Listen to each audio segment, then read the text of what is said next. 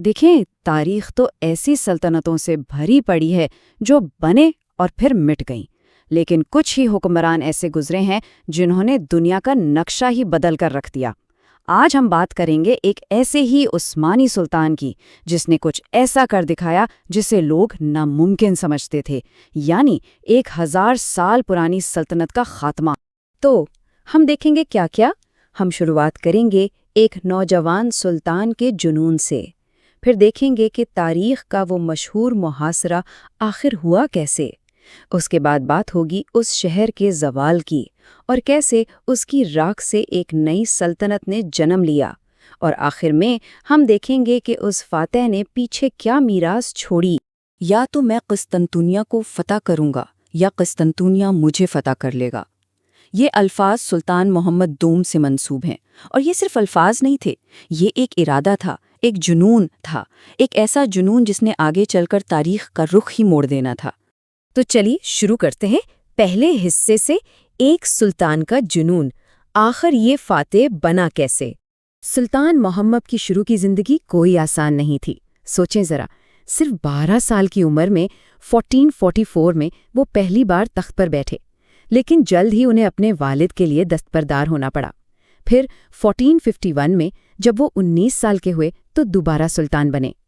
یہ جو اتار چڑھاؤ تھا نا، اس نے انہیں ایک بہت بڑا سبق سکھایا کہ بھائی، اقتدار حاصل کرنا ایک بات ہے، لیکن اسے سنبھال کر رکھنا وہ اصل کام ہے۔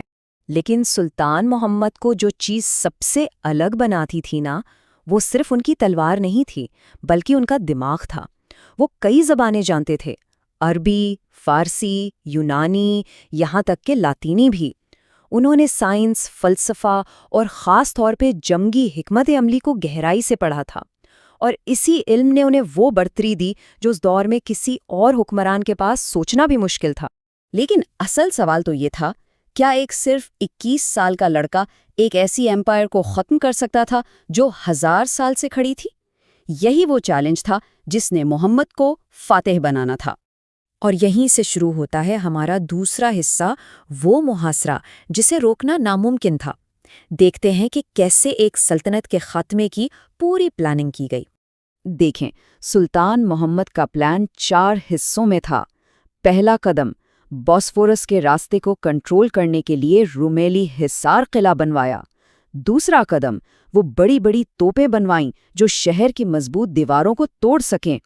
تیسرا، ایک بہت بڑی فوج اکٹھی کی، اتنی بڑی کہ شہر کے محافظ اس کے سامنے کچھ بھی نہیں تھے۔ اور چوتھا اور آخری قدم، سمندر سے شہر کو پوری طرح گھیرنے کے لیے ایک زبردست بحری بیڑا تیار کیا۔ اور جب ہم کہتے ہیں بڑی فوج، تو ہمارا مطلب ہے 80,000 سے بھی زیادہ سپاہی۔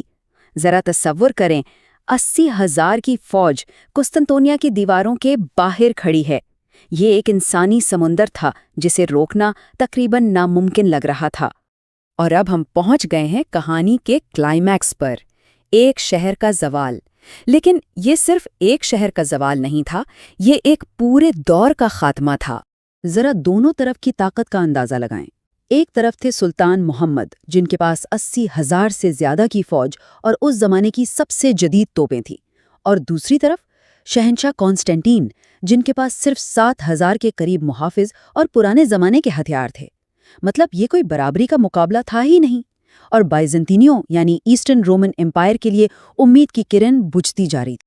29 مئی 1453، بس یہ تاریخ یاد رکھیں۔ یہی وہ دن تھا جب صدیوں کی کوششوں کے بعد آخرکار عثمانی فوج نے شہر کی دیواریں گرا دیں اور تاریخ کا دھارا ہمیشہ کے لیے بدل گیا۔ لیکن فتح کے بعد کہانی ختم نہیں ہوئی، بلکہ تباہی کے بعد تعمیر کا ایک نیا باب شروع ہوا۔ اور یہ ہے ہمارا چوتھا حصہ، کیسے راکھ سے ایک نئی سلطنت نے جنم لیا اور کیسے قسطنطنیہ استنبول بن گیا۔ تو سلطان محمد نے کیا کیا؟ سب سے پہلے تو شہر کو سلطنت عثمانیہ کا نیا کیپٹل بنا دیا، وہاں کے لوگوں کو تحفظ اور مذہبی آزادی کی گارنٹی دی۔ شہر کی مرمت اور تعمیر نو کے بڑے بڑے پروجیکٹس شروع کیے، اور پھر دنیا بھر سے اسکالرز، آرٹسٹس اور تاجروں کو دعوت دی کہ آ کر یہاں بسیں۔ ان کا ویژن صرف ایک شہر فتح کرنا نہیں تھا، وہ اسے گلوبل سینٹر بنانا چاہتے تھے۔ تو چلیے اب بات کرتے ہیں آخری اور سب سے اہم حصے کی، اس فاتح کی لیگیسی کیا تھی؟ آخر کیسے ایک انسان نے پوری دنیا کا نقشہ بدل کر رکھ دیا؟ تو اس فتح کا اثر کیا ہوا؟ چلیں دیکھتے ہیں۔ ملٹری کے لحاظ سے بائزنطینی سلطنت تو ختم ہو گئی اور بڑی توپوں کا استعمال عام ہو گیا۔ پولیٹیکلی سلطنت عثمانیہ ایک ورلڈ پاور بن گئی۔ کلچر کے حساب سے دیکھیں تو استنبول آرٹ اور بزنس کا ایک بڑا مرکز بن گیا، اور جغرافیائی طور پر دنیا میں پاور کا بیلنس ہی بدل گیا، یورپ سے مشرق کی طرف۔ تو آخر میں ایک سوال بچتا ہے، انہیں کیا کہا جائے؟ ایک جنگجو، ایک ویژنری لیڈر، یا ایک ظالم حکمران؟ تاریخ کو اس فاتح کو کس نام سے یاد رکھنا چاہیے؟ یہ وہ سوال ہے جو ہمیں اس عظیم شخصیت کی پیچیدگی کو سمجھنے پر مجبور کرتا ہے۔